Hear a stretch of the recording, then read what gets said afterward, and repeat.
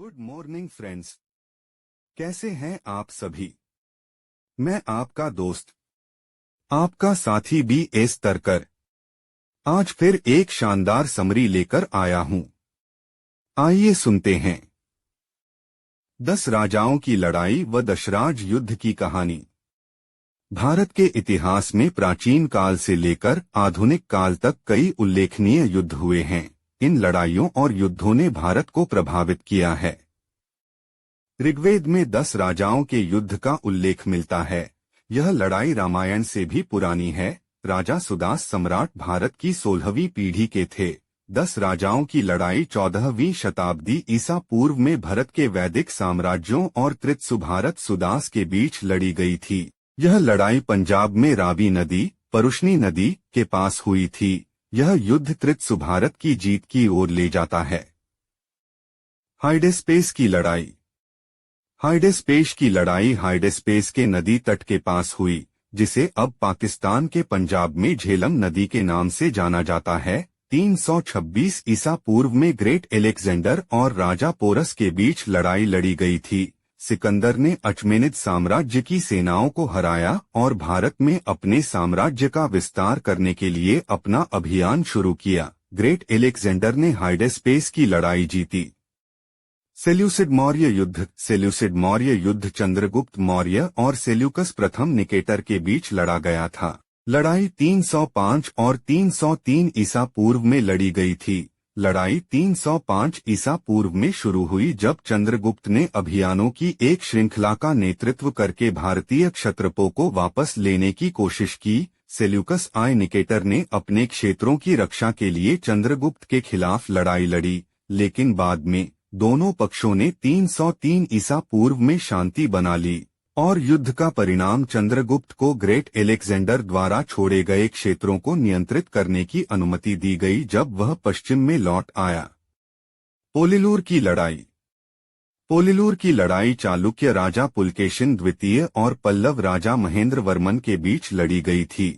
चालुक्य साम्राज्य के तेजी से विस्तार के परिणामस्वरूप विष्णुकुंडिन साम्राज्य की जब्ती हुई। विष्णुकुंडिन साम्राज्य कांची के पल्लवों की संपत्ति थी, जो 6ठी शताब्दी ईस्वी में एक उभरती हुई शक्ति थी। इसके परिणामस्वरूप पल्लवों का क्रोध भड़क उठा और पोलिलूर की लड़ाई हुई। चालुक्य राजा पुलकेशिन ने युद्ध जीता और युद्ध 618 से 619 सीई के बीच हुआ।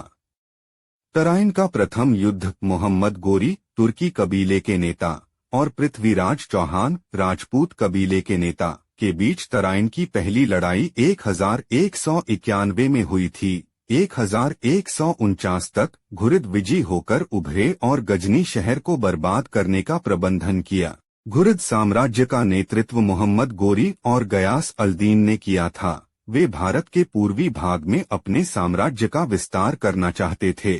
मोहम्मद गोरी ने निपटारे के लिए पृथ्वीराज चौहान के दरबार में नोटिस भेजा। समझौते में कुछ शर्तें शामिल थीं। इस शर्त में कहा गया कि सभी नागरिकों को इस्लाम में परिवर्तित होना होगा और घुरिदों की आधिपत्य को स्वीकार करना होगा। इन सभी शर्तों को पृथ्वीराज चौहान ने अस्वीकार कर दिया था। इसने तराइन की पहली लड़ाई का नेतृत्व किया और भारत पर अरब और तुर्की आक्रमण के दौरान प्रमुख लड़ाइयों में से एक थी। मोहम्मद गौरी ने 1178 में चालुक्यों के राज्य में प्रवेश किया, लेकिन चालुक्य सेना से हार गए। तराइन का युद्ध पृथ्वीराज चौहान ने जीता था।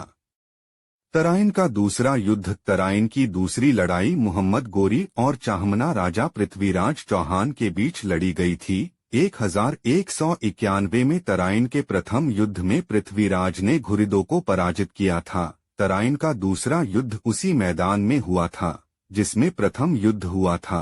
तराइन की दूसरी लड़ाई वर्ष 1192 में हरियाणा के तराउरी में मोहम्मद गोरी की जीत थी। पानीपत की पहली लड़ाई। पानीपत की पहली लड़ाई 21 अप्रैल 1526 को बाबर और लोदी साम्राज्य के बीच हुई थी। बाबर 1519 में चिनाब के तट पर पहुंचने के बाद भारत को जीतना चाहता था। बाबर अपने पूर्वज तैमूर की विरासत को पूरा करने के लिए पंजाब में अपने साम्राज्य का विस्तार करना चाहता था। इस दौरान उत्तर भारत पर इब्राहिम लोदी का शासन था। मुगल सेना में 13,000 से 15,000 पुरुष शामिल थे। पानीपत की लड़ाई बाबर की जीत थी। चौसा की लड़ाई। चौसा की लड़ाई मुगल सम्राट हुमायूं और शेर शाह सूरी के बीच 1539 में लड़ी गई थी। यह लड़ाई 26 जून को चौसा में लड़ी गई थी, जो अब बिहार है। चौसा की लड़ाई मुगल सम्राट हुमायूं और अफगान शेर शाह सूरी के बीच एक उल्लेखनीय सैन्य जुड़ाव था। चौसा की लड़ाई में मुगल सम्राट हुमायूं हार गया और शेर शाह सूरी ने खुद को फरीद अल-दीन शेर शाह का ताज पहनाया। पानीपत की दूसरी लड़ाई। पानीपत की दूसरी लड़ाई अकबर और हेमचंद्र विक्रमादित्य के बीच वर्ष 1556 में 5 नवंबर को लड़ी गई थी।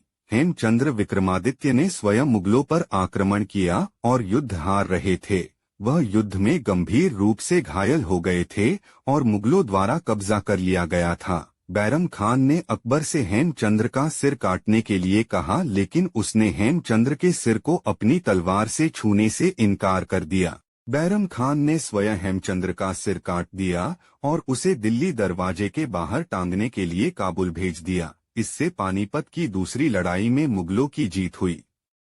पानीपत की तीसरी लड़ाई।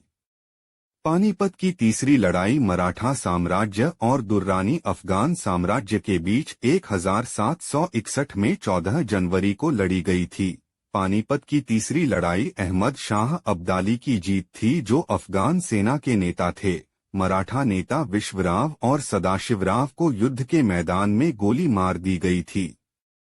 इस युद्ध समरी में इतना ही। आगे और भी समरी आपके लिए लेकर आते रहेंगे। अगर आप चैनल पर नए हैं तो चैनल को सब्सक्राइब करें, साथ ही अपनों को शेयर करना ना भूलें। मिलते हैं अगली समरी के साथ, तब तक के लिए नमस्कार। जय हिंद, जय भारत।